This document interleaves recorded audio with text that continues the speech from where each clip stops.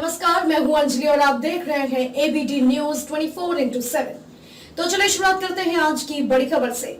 Bandipora non जेनेरियन Samad घास की चप्पलों की पुरानी कला को जीवित रखते हैं। आधुनिकीकरण और संपन्नता ने समाज के हर क्षेत्र को अपनी चपेट में ले लिया है। उत्तरी कश्मीर के बांदीपोरा जिले में एक गैर वयस्क घास की चप्पल बनाने की पारंपरिक कला को जीवित रख रहा है। बांदीपोरा के केहनुसा इलाके के रहने वाले 90 वर्षीय अब्दुल समद धान के भूसे से चप्पल बनाते हैं, जिसे पहनना कभी कश्मीर घाटी में एक परंपरा थी। कश्मीर कैनवास से बात करते हुए समद ने कहा कि धान की भूसी से बनी चप्पलों को पुलहोर के रूप में जाना जाता था और कुछ दशक पहले कश्मीर के लोगों द्वारा व्यापक रूप से इसका इस्तेमाल किया जाता था। 20वीं सदी की शुरुआत में कुछ दशक पहले तक गरीबी और रास्ते की कम उपलब्धता के कारण शायद ही कोई चमड़े के जूते खरीदने या इस्तेमाल करने का जोखिम उठा सकता था। तब लोग चलने या बाहर निकलने के लिए घास से बनी सैंडल या चप्पल का इस्तेमाल करते थे। उन्होंने कहा कि जब लोगों के पास पैसा कमाने की सीमित साधन थे, उनके लिए घास का जूता ही एकमात्र विकल्प था। हालांकि जैसे जैसे लोगों की आर्थिक स्थिति और जीवन शैली में बदलाव आया, आज इस घास के सैंडल खरीदने के लिए लगभग नगण्य ग्राहक हैं।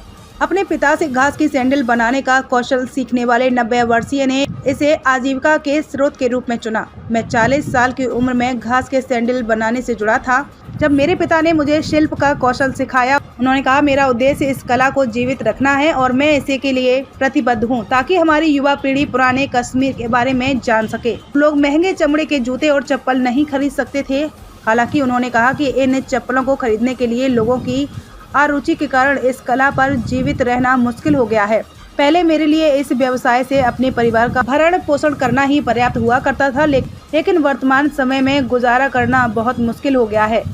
अतीत को याद करते हुए जब ये घास की चप्पलें एक परंपरा थी, अब्दुल समद ने कहा कि ये जूते पर्यावरण और त्वचा के अनुकूल थे, क्योंकि हर घर न केवल इसका उपयोग कर रहा था, बल्कि कई लोग इस शिल्प से जुड़े थे और अपने दिन प्रतिदिन के मामलों का प्रतिबंध करने के लिए पर्याप्त कमाई करते थे। मैं अपने बच्चों को यह कला सिखाना चाहता हूं, लेकिन आधुनिकीकरण के शौकीन होने के कारण वे इसे सीखने के लिए तैयार नहीं हैं। उन्होंने कहा, मुझे लगता है कि यह कला मेरे साथ मर जाएगी।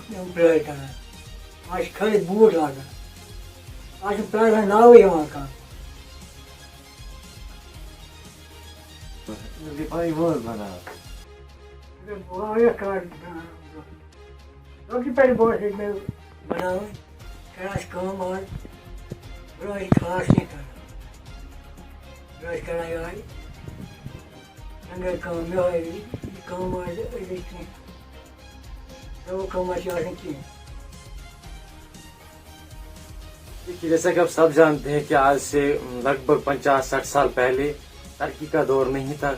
इवन कि हमारे कश्मीर में जो कि एक खिता है जो कि बहुत गरीब हुआ करता था, लेकिन कश्मीरी अपने फन से, अपने अकल से, उसका नाम हमेशा हिस्ट्री में गोल्डन वर्ड से लिया गया, अपना गुजर बसर करता था और एक घास की चप्पल बनाता था जिसे हम लोग सब उर्फ में पुलहुर कहते थे। तो जो मेरा दादा जान है, इसकी उम्र इस वक्त 90 साल है, ये भी अपने बचपन से ही उस पुलहुर को बनाते आ चुके हैं और आज भी ये वो पुलहुर बनाते थे, इसलिए क्योंकि हमारी जो नई जनरेशन है उनको पता चले ये पुलहुर क्या था।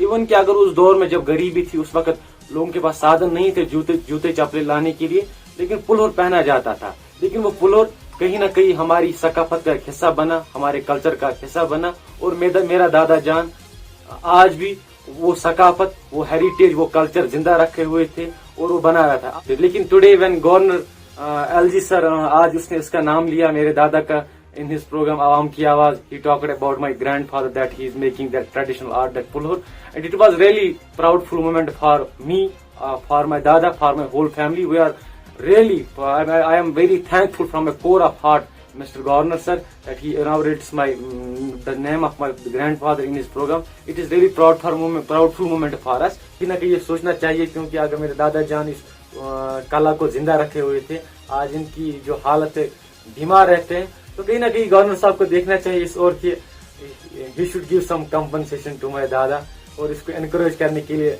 नाम ही लेना काफी नहीं है। अगर आज नाम लिया, that is very good, that is encouraging a person, that is very nice, but कहीं ना कहीं अगर कंपनसेशन भी थोड़ा इस पे देते तो इट इज ऑल्सो